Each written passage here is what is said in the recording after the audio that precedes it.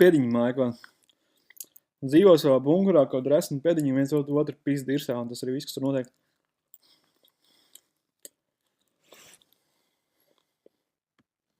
Labi, ka viņi netiek sabiedrībā no vienas puses. Nu jā, bet stulbi tas, ka viņi slēdzās klāt tur bērniem, tur meitenēm, viņi tā kā var pieslēgties klāt tā kā meitiņu prātiem, un tā kā viņi galvās masturbēt iekšā, un tas, ko viņi dara katru dienu, jo viņiem nav tā kā, viņi nevar tikt ārā, un vienkārši seksuāli izmanto bērnus ar militāro signālu.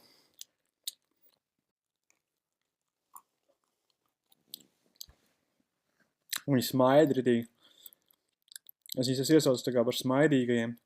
Es esmu arī runājis tā kā meitnēm, kurām ir militārais signāls, un viņas arī saka to, ka viņām arī ir kaut kādi tādi smaidīgi imbecili vienkārši, kas vienkārši ir pieslēgušies viņas apziņai, un vienkārši tā kā tādi kropļi vienkārši smaidi virsū tādi.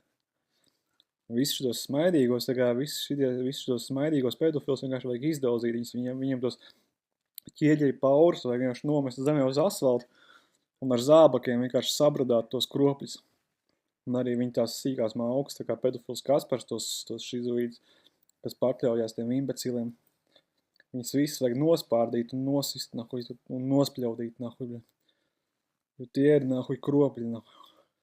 Tas ir vienkārši Latvijas valstīts, pirmais numur 1 ienaidnieks, tā kā neviens Krievs, neviens Amerikāns, neviens jebkurš no citas kaimiņu valsts iebrucējs nav tik liels cūka kroplis kā pats nahuj Latvijas kaut kāds imbecils, kurš vienkārši izvaro pats savu tautu. Tas ir trakajāk.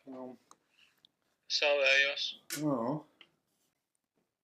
Un vēl turpina smaidīt, tā kā kroplis kaut kā. Tas ir pizdies kaut kā.